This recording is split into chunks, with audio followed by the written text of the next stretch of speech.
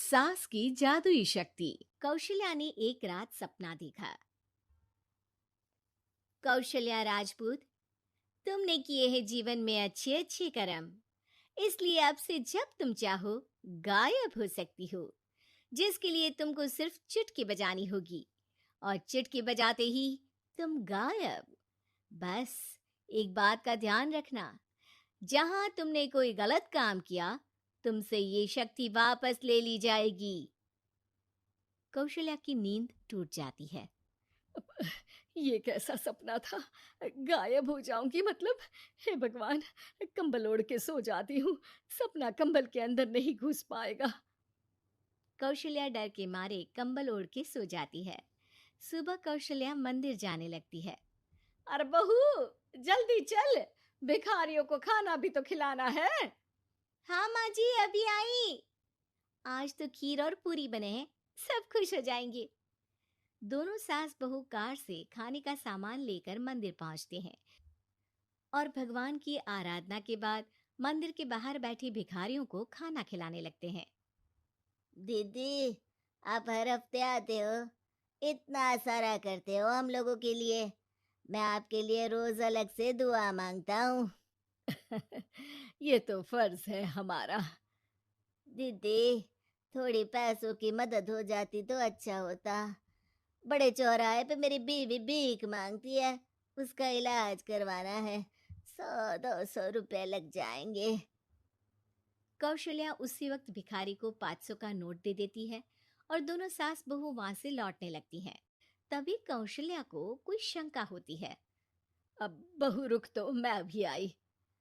कौशल्या वापस वहीं जाती है तो देखती है कि भिखारी वहां है ही नहीं। कौशल्या को रात का सपना याद आता है।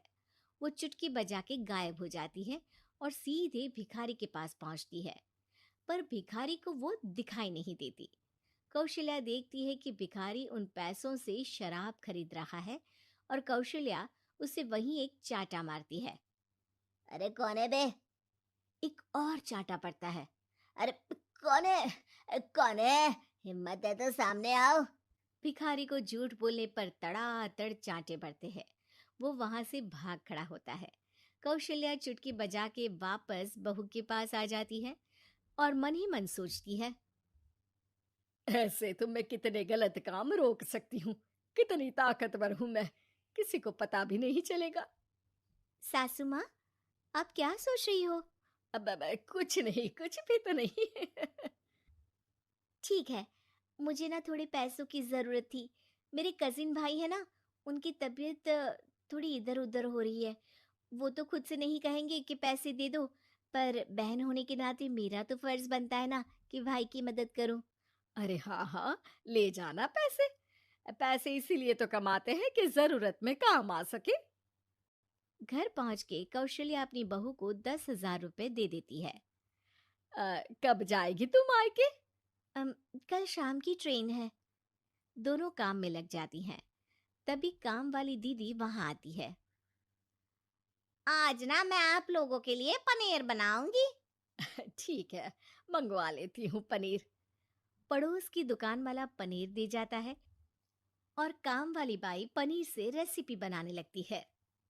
आज अपनी सुपर पावर काम वाली बाई पे ट्राई करती हूँ, देखूं तो सही किचन में करती क्या है ये।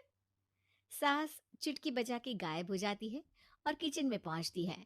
बाई को खबर भी नहीं है कि कौशल्या भी किचन में ही है। आज तो मैं भी पनीर की सब्जी बनाऊंगी रात को अपने घर, और थोड़ा सा घी भी रख लेती हूँ। वैसे भी कौशल्या बुढ़िया खा खा के मोटी हो गई है। कौशल्या बाई की चोरी पकड़ लेती है और गुस्से में बाई की चोटी ऊपर उठा देती है।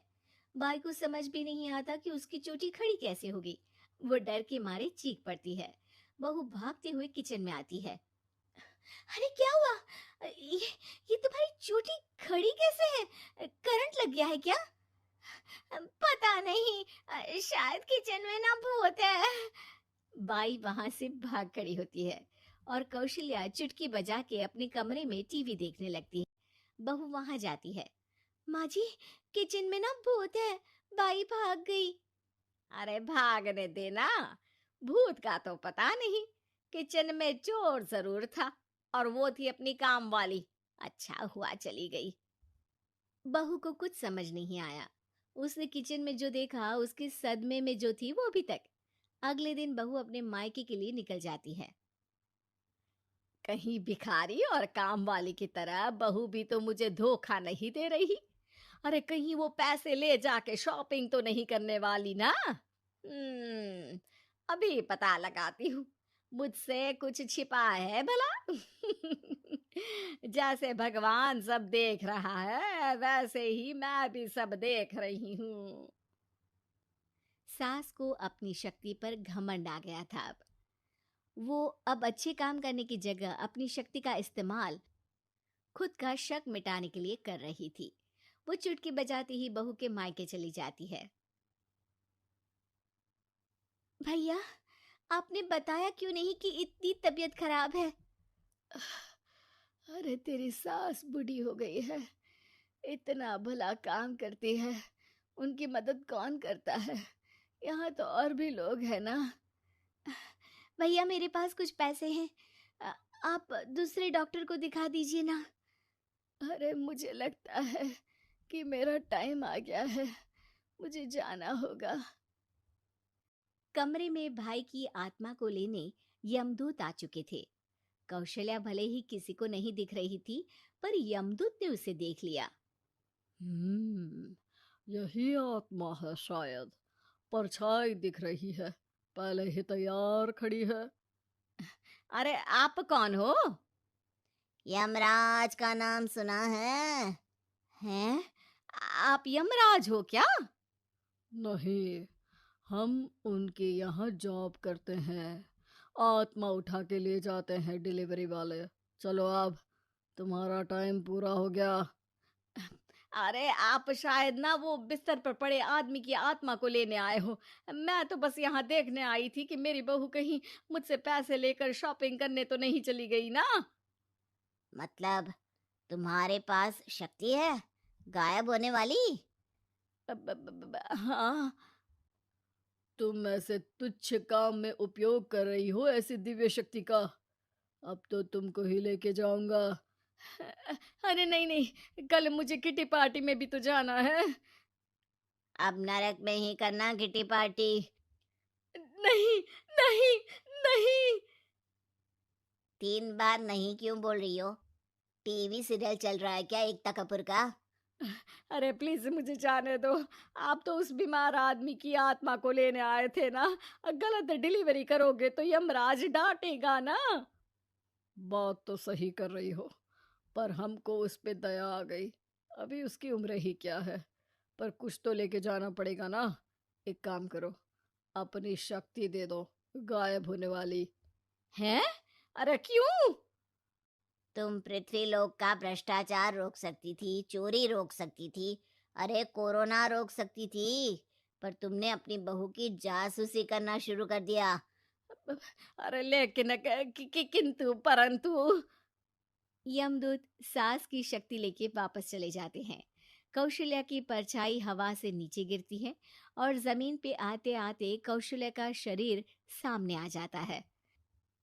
अरे लग गई, कितने ऊपर से फेंका।